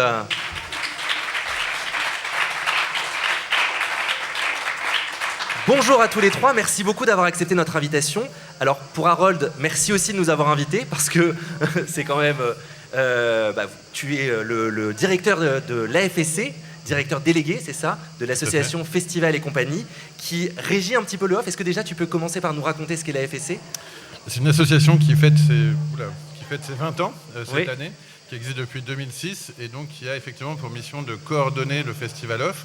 On ne régit pas le Festival Off. Okay. Et moi, par exemple, jamais je dirais que je suis directeur du Festival Off. Je suis directeur de l'association qui coordonne le Festival Off et qui a pour mission de produire le programme, le fameux catalogue qui permet d'avoir l'ensemble des spectacles et qui met en place 1000 services pour les publics, pour les compagnies, pour les théâtres. Ce serait un peu long de tous les décrire, mais c'est véritablement une association de services et d'intérêt général au service des actrices et des acteurs du off et de tous les publics, qu'ils soient spectateurs lambda, j'ai envie de dire, ou spectateurs professionnels. Et alors, on est content que tu sois dans ce panel parce que avant, tu étais aussi directeur d'une salle ici à Avignon, du Rouge-Gorge. Et à côté, il y a une directrice et un directeur de salle également. Elisabeth, vous êtes directrice de la Reine Blanche à Paris et Avignon. Voilà, la Reine Blanche à Paris et Avignon Reine Blanche ici en Avignon. Et en plus de ça, vous êtes autrice, metteuse en scène et comédienne. Voilà. Tout comme Thomas Ledouarec, qui est donc directeur des Lucioles, du théâtre des Lucioles ici à Avignon, et puis metteur en scène, directeur de compagnie, comédien, bien sûr. Tout à fait, tout ça aussi. Exactement. Alors, première question, comme pour vous trois aussi, qu'est-ce que représente le Festival d'Avignon pour vous? Déjà, vous personnellement peut-être, quelle est votre relation avec ce festival? Alors, Harold, c'est encore plus particulier, mais pour vous? Moi, c'est une histoire d'amour. C'est une histoire d'amour. Moi, ça a commencé en 1991. Et depuis, j'y suis revenu tous les ans. Tous les étés, j'en ai raté qu'un seul depuis 1991. Oh, waouh! Ouais. Et j'y reviens tous les ans avec 1, 2, 3, 4, 5 spectacles par an. Et je suis toujours aussi heureux de participer à cette fête du théâtre, qui est pour moi une véritable fête. Bien sûr. Elisabeth? Oui, c'est exactement ça. C'est la fête du théâtre. On rencontre des gens qui font du théâtre et des gens qui sont passionnés par le théâtre. Et c'est une ambiance extraordinaire. J'ajouterais que depuis 2019, où on a ouvert le théâtre Avignon Reine Blanche et où j'amène une partie de mon équipe de Paris, c'est absolument formidable parce qu'on vit en famille avec l'équipe, avec certains des artistes qu'on produit. Et c'est formidable, ça me donne une impression de colonie de vacances. Aujourd'hui, Harold, le festival, c'est l'aboutissement d'un an de travail derrière et de toutes les équipes d'AFSC que tu coordonnes toute l'année? Oui, oui, tout à fait. Et puis c'est aussi un travail qui est mené avec le conseil d'administration de l'association, qui est composé de théâtres et de compagnies, qui travaillent main dans la main, effectivement, pour proposer un projet, une vision pour le Festival Off, et essayer évidemment de préparer l'édition dans les meilleures conditions, de chaque année améliorer la qualité de nos services et de les diversifier, d'en proposer des nouveaux, de s'adapter aussi à l'évolution des usages des spectateurs avec le numérique, enfin voilà, avec tout ce qui fait que le monde du spectacle vivant change. Et c'est aussi l'occasion pour toute l'équipe de rêver aussi un futur pour le festival. On fête cette année les 60 ans du festival, donc évidemment entre 66 et 2026, j'étais pas là en 66, mais j'ai vu quelques photos, c'était pas le même festival très clairement, mais c'était même pas encore un festival. Et donc effectivement, surtout dans un monde où le spectacle vivant est en pleine mutation, on ne va pas se mentir sur les réalités difficiles que rencontre le secteur aujourd'hui. Plus que jamais, le festival a besoin d'être pensé, projeté dans l'avenir. C'est effectivement le travail qu'on mène tous ensemble, avec aussi tous les actrices et les acteurs de la filière qui se réunissent ici au Festival of Avignon. Alors, vous avez tous les trois, Harold, quand l'année dernière, tu étais encore directeur du Rouge-Gorge et coprésident de la FSC. Donc là, c'est un cumul des mandats, même pour vous avez aujourd'hui. Comment est-ce qu'on gère la défense de son spectacle, la direction d'un théâtre, la mise en scène parfois d'autres spectacles qui n'est pas le vôtre? Comment est-ce qu'on gère ça dans un festival où tout le monde a déjà l'impression d'être débordé, rien que quand il joue une fois? Alors, c'est impossible de le gérer pendant le festival. Je ne vais pas vous mentir. Oui. Si on ne l'a pas préparé en amont, c'est mort. Ça demande une grosse préparation, en fait, ce festival. On ne se rend pas compte, mais une fois qu'on est dedans, c'est un tunnel et on sait qu'on n'en ressortira qu'à la fin. Et il n'y a pas d'autre moyen. C'est difficile de gérer. On peut gérer que les imprévus, si vous voulez, en fait, pendant le festival. On gère les accidents, Et d'ailleurs, c'est ça qui est aussi, qui moi, me plaît. Enfin, c'est assez excitant, en fait, d'avoir toujours à gérer des choses qui tu aurais jamais pu t'y attendre. Bien sûr. Et voilà, un décor qui pète en plein festival, enfin des tas de trucs à gérer. Mais après, c'est l'accident. On gère que les accidents pendant le festival. Oui, c'est vrai que le festival, ça se prépare pendant au moins 6 mois de l'année. Ouais. Entre la programmation, la gestion technique qui est absolument énorme, être certain que tous les spectacles vont pouvoir entrer dans le lieu et se succéder sans couac technique, c'est vraiment toujours sur le fil. Parce que c'est vrai que les spectateurs, nous, on se rend pas compte. On voit un public sortir, il y a l'autre qui rentre 5 minutes après, mais dans ce laps de temps, il y a un tas de choses à faire pour pouvoir préparer le spectacle suivant. Absolument. Oui, il y a le changement de plateau, donc changement de décor, mais aussi évidemment les projecteurs, la vidéo éventuelle. Le régisseur parfois lui-même. Le régisseur, souvent pas le même. Donc voilà, il faut que ça soit transparent pour le public. C'est-à-dire que le public arrive et tout est prêt. Donc c'est une grande source de stress quand même, mais c'est merveilleux parce que ça se fait quand même avec beaucoup de joie. Moi, je dois dire, une des clés pour pouvoir faire tout ce que vous avez cité, toute cette activité, c'est d'avoir une équipe sur laquelle on peut se reposer. C'est extrêmement important de structurer son équipe et d'avoir confiance dans les gens qui travaillent avec vous. Bien sûr. Alors vous faites normalement partie de ceux qui connaissent le mieux le Festival Off. Est-ce que vous avez des lieux? Parce que Harold, tu diriges l'association qui le coordonne. Et donc on va vous faire un petit jeu, si vous le voulez bien. C'est assez simple, vous allez vite comprendre le concept. On a repris le concept du panel, c'est-à-dire qu'on a posé des questions à nos abonnés sur le off. Et on a 389 personnes qui ont répondu, qui nous ont donné des réponses. On leur a donné plusieurs possibilités. Et donc ça nous a donné des pourcentages pour chaque réponse. À vous de deviner les réponses qu'ils ont pu nous donner. Ok ? Le public va voir apparaître les questions et les réponses, sauf la top réponse. C'est la réponse qu'il faut donner le plus. Évidemment, vous en doutez. Est-ce que vous êtes prêts? Est-ce que vous avez compris le principe? Ouais, génial. Première question. La phrase qu'un festivalier prononce le plus souvent, c'est... À votre avis, quelles sont les réponses qui sont ressorties? Je suis complet. Je suis complet? Ou comblé ou complet? Complet. Complet. Est-ce que... presque. On peut dire que c'est celle avec 6%. Ok. C'est pas la top réponse. À votre avis, qu'est-ce que les festivaliers peuvent dire? Il y a trop de spectacles. Il y a trop de spectacles. Non. On n'a pas eu ça. Il fait trop chaud. Il fait trop chaud, ça aurait pu, surtout en ce moment. Mais non, pas encore. À votre avis, c'est... J'ai adoré. J'ai adoré, oui, j'ai adoré absolument. J'ai vu un truc incroyable hier. Donc là, on est d'accord, il y a 35 personnes qui ont donné cette réponse, 9%. Il y a une réponse, 237 personnes ont répondu ça. C'est une question qu'il pose. À votre avis? C'est à quelle heure? Non. Vous jouez tous les jours? Non. C'est... Tu as vu quoi de bien? Ah oui. Forcément. Et oui, entre spectateurs. Bah oui, entre spectateurs. Bah oui, entre spectateurs, évidemment. Ouais. Le bouche à oreille, c'est quelque chose qu'on peut pas maîtriser et qui pour autant fait toujours la magie du festival pour remplir vos salles. Complètement. Alors, malheureusement, le bouche à oreille a beaucoup évolué depuis que je fais le festival. À l'époque, ça fait un peu vieux con, mais à l'époque, en fait, on arrivait vraiment à faire un succès. Tu pouvais faire un succès pendant le festival. C'est que le bouche à oreille fonctionnait, les gens restaient plus longtemps. Les gens restent de moins en moins longtemps. Ça casse un peu le bouche à oreille. Ouais, alors qu'un spectacle, à l'époque, dès que le bouche à oreille fonctionnait, en fait, il était plein au bout de quelques jours. Maintenant, le bouche à oreille se fait presque d'une année sur l'autre. C'est ça. Donc j'encourage toujours les compagnies à revenir. C'est qu'il ne faut pas faire une seule fois le festival, il faut le faire 2, 3 fois, parce que maintenant, le bouche à oreille se fait vraiment d'une année sur l'autre. Il y a aussi quelque chose qui a beaucoup changé, c'est qu'avec l'usage du numérique, et les réservations en ligne font que du coup les spectateurs, spectatrices ont tendance quand même de plus en plus à programmer leur spectacle à l'avance, à réserver leurs billets en amont, et du coup effectivement il y a beaucoup moins de place pour la découverte, l'imprévu, la recommandation sur le mode qu'est-ce que tu as vu de bien, conseille-moi, parce qu'ils ont déjà bloqué tous leurs créneaux de spectacle et fait leur programme à l'avance. Donc ça, c'est effectivement une chose qui est en train de modifier un peu les usages et le fonctionnement du bouche à oreille qui se fait de moins en moins dans l'instant présent, mais plutôt en amont, effectivement, de la présentation du spectacle. Oui, c'est vrai que de plus en plus, Harold a raison, c'est que de plus en plus, les spectateurs arrivent avec leur programme établi. Et ils laissent très peu de place à l'imprévu. Alors, il y a quelques spectateurs, je les vois dans leur programme, ils se laissent de temps en temps des créneaux. Un créneau de 12 à 14, voilà, au cas où. Quoi. Au cas où, mais voilà, c'est sûr que c'est plus difficile à ce moment-là, pour le bouche à oreille, je veux dire. Vous l'avez remarqué dans votre salle aussi, Elisabeth? Oui, c'est très...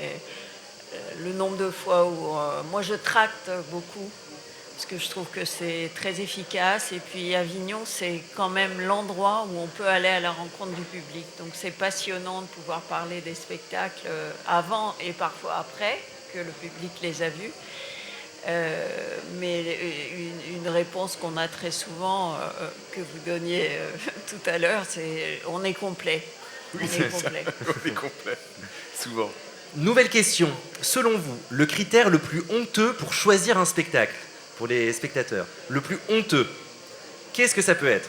Alors, dans le public, vous avez les réponses sur les côtés, sauf la top réponse, normalement. Non. Le plus honteux, moi je dirais, c'est complet. Le plus honteux, c'est alors c'est le spectateur qui se met dans cette position, donc il dit mon programme est complet, c'est ça? Non, alors je ne comprends pas la question. Alors c'est les spectateurs, quelles sont les raisons les plus honteuses qu'ils pourraient avoir pour choisir un spectacle? C'est-à-dire que c'est pas forcément sur les bonnes raisons, quoi. Ah. Le prix? La gratuité, oui, peut-être. Oui, le prix aurait pu l'être. Alors c'est pas ressorti, mais c'est l'une des choses en effet qui pourrait l'être. Donc celle qui a été le moins donnée, c'est parce qu'on n'a pas réussi à dire non au tracteur, à celui qui nous a tractés. Vous voyez?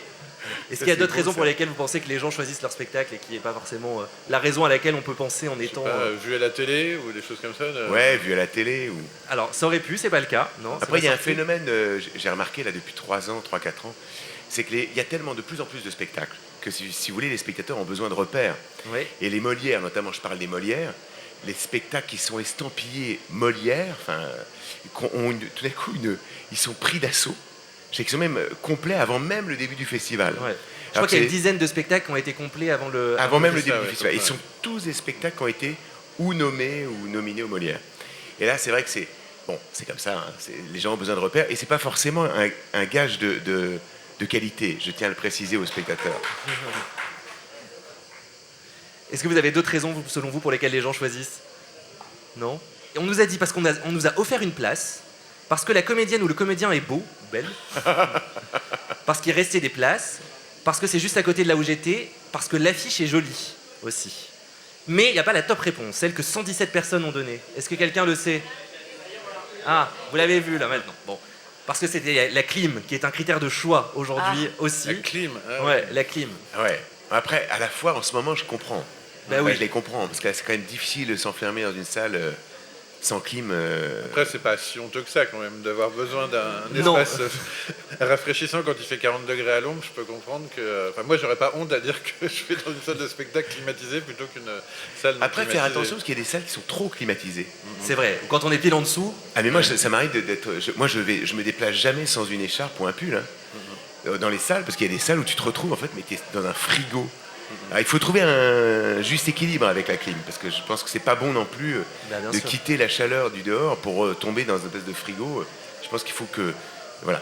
Et avec les modifications climatiques qu'on connaît, comment va évoluer, comment peut s'adapter le festival Off Avignon, et surtout comment peuvent s'adapter Il y a plein de pistes qui sont sur la table aujourd'hui. D'ailleurs, elles sont affichées publiquement et par le festival IN d'Avignon, par la voix de Thiago Rodriguez et aussi le maire d'Avignon, qui ont évoqué des déplacements saisonniers du festival, donc de faire le festival à Pâques ou à la Toussaint, par exemple. Ça, c'est quelque chose qui est envisagé aujourd'hui. En fait, envisagé. Ils ont évoqué ces possibilités-là. Moi, je ne me permettrai pas à ce stade de donner un avis sur ce que j'en pense, mais en tous les cas, ça a été effectivement évoqué publiquement. Après, effectivement, les seuls aménagements qu'on a, si on ne change pas de saison, c'est d'aménager les horaires, parce que je ne vois pas très bien comment on peut faire autrement. C'est-à-dire qu'il y a peut-être des périodes creuses entre les horaires les plus chaudes et les horaires les plus fraîches pour que justement les gens ne soient pas en souffrance. Voilà. Mais pour l'instant, c'est clairement des perspectives auxquelles le festival Off va probablement devoir composer avec. Je ne vois pas aujourd'hui des acteurs du off, et là je le dis un peu sérieusement, prêts à se projeter dans un modèle qui va remettre en cause profondément les équilibres extrêmement fragiles qui sont aujourd'hui ceux du off. Même ne serait-ce que déplacer le festival à une autre période de l'année, ça remet en cause toute la structuration même, les équilibres économiques qui sont la base quand même du fonctionnement du off, parce que le festival off, c'est un événement qui repose sur l'offre et la demande, donc ça suppose qu'il y ait des compagnies et des structures de production qui veuillent jouer et des lieux qui puissent les accueillir.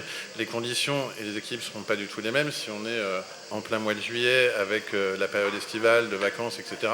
Et même des périodes de vacances à Pâques ou à la Toussaint, parce que d'abord déjà, tout le modèle économique du off, il est basé sur 3 semaines d'exploitation. Enfin, je me tourne vers mes collègues exploitants de salles.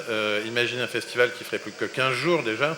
On est dans un autre modèle économique. Enfin, ça demanderait à être repensé complètement, et je ne suis pas certain qu'aujourd'hui l'ensemble des acteurs soient prêts à se mettre autour de la table pour imaginer une évolution de ce type. Après, je vous pose la question, mais qu'est-ce qu'on a de mieux à faire au mois de juillet que d'être dans une salle de théâtre? Parce que moi, je sais pas, au bout d'un moment, autour d'une piscine, alors bien sûr, il fait chaud, mais moi, je m'ennuie au bout de... Alors, c'est agréable d'être au bord d'une piscine, mais pas tout un mois. Donc, finalement, je me demande si c'est pas la période idéale.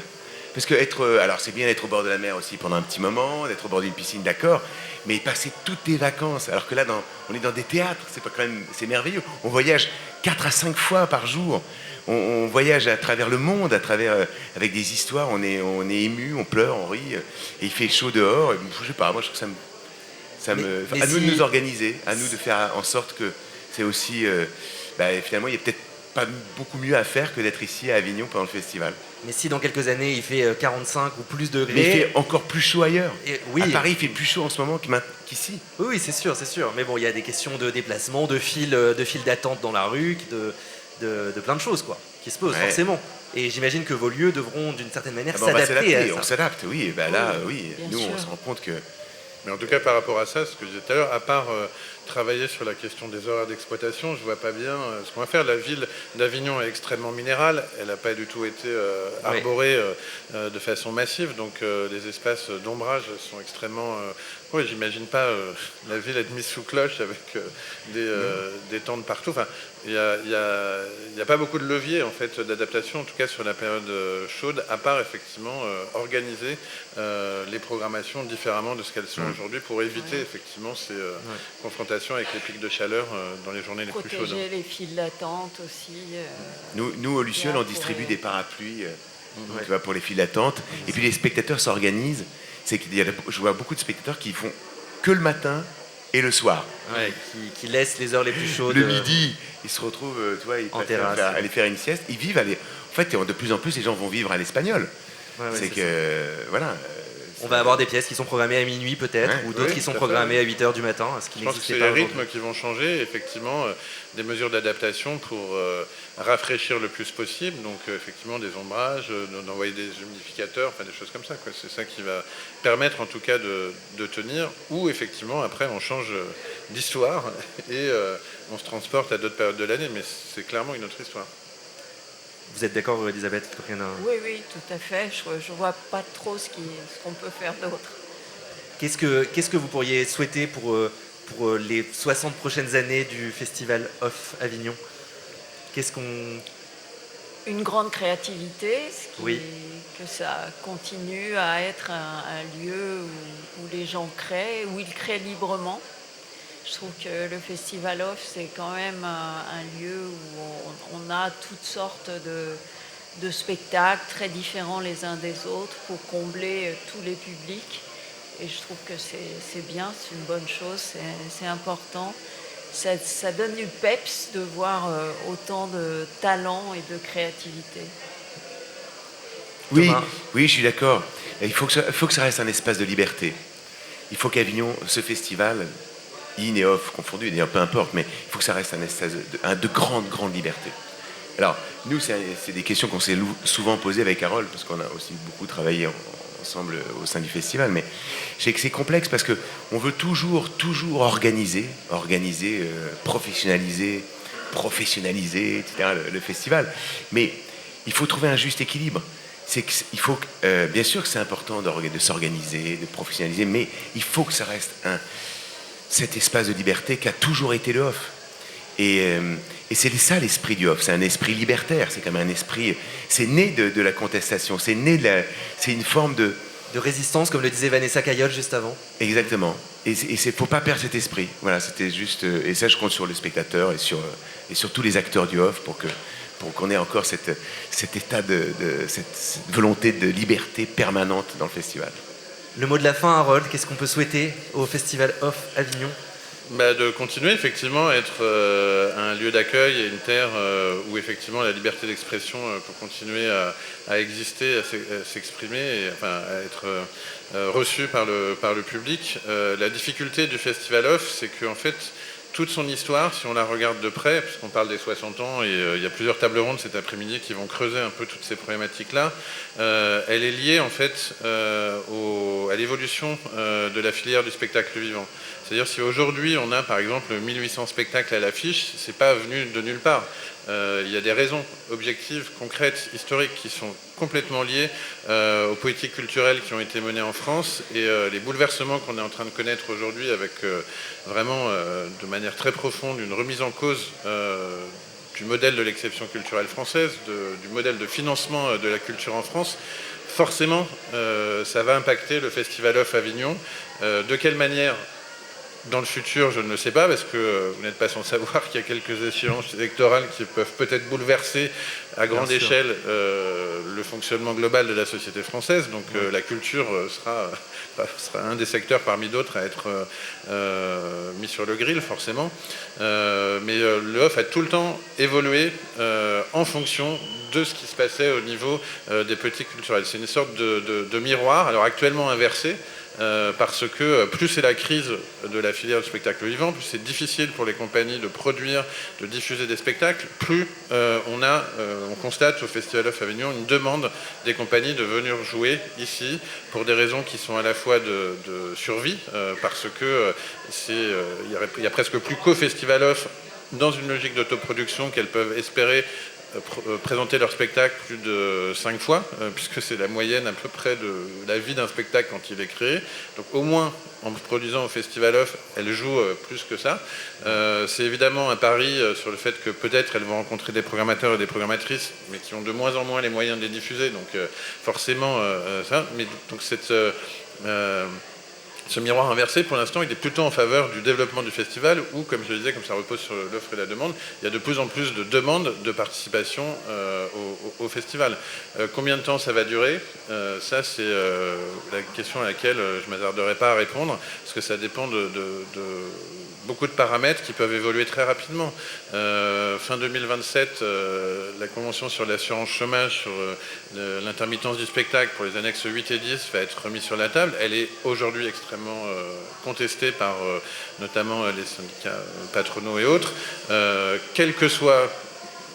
il y a de grandes chances que, quels que soient les gens qui seront au pouvoir en 2027, cette clé de voûte de la production du spectacle vivant en France ne soit remise en cause de manière totale ou en tout cas très forte, et que forcément ça va avoir un impact sur le Festival of Avignon. Donc ce que je peux, pour répondre à la question qui est comment est-ce que vous voyez le festival dans 60 ans, ou qu'est-ce qu'on peut lui souhaiter, c'est effectivement de continuer à pouvoir être un lieu d'accueil le plus libre possible, en sachant pertinemment que cette liberté, elle va être extrêmement mise à mal sur le plan économique, sur le plan social et sur le plan idéologique. On le sait, ça fait partie des combats aujourd'hui qui sont menés par un certain nombre d'édiles politiques que de mettre au pas, ou en tout cas d'encadrer la parole artistique libre. Eh bien, on souhaite déjà un très joyeux anniversaire au Festival of Avignon. Il faut faire la fête, néanmoins. 60 ans, c'est voilà. un peu pessimiste ce que je dis, mais évidemment, là, on est là pour fêter Exactement. ça. Mais c'est sûr que les années à venir vont être des années de lutte, de combat et de résistance. C'est évident, il ne faut pas se voiler la face. Et on a vu avec toutes les personnes qui vous ont précédé aussi sur ces chaises et tout ce que vous avez pu dire aujourd'hui que vous allez faire partie de ce combat et de cette résistance pour essayer de faire perdurer le plus possible ce lieu qui célèbre avant tout l'art du spectacle vivant qu'on aime tant. Donc merci pour ça. Merci beaucoup à tous les trois d'avoir accepté notre invitation pour célébrer les 60 ans du Off. Merci. Merci à vous aussi, spectateurs. Merci beaucoup à toutes et à tous d'avoir été avec nous. Merci de nous avoir écoutés. Je vous rappelle que l'émission a été filmée et que vous pourrez la retrouver sur YouTube en intégralité. Je vous souhaite de très bonnes vacances, un bon festival pour celles et ceux qui y sont encore. Et nous, on se retrouve début septembre pour le retour de On refait l'affiche. Merci à toutes et à tous. Merci.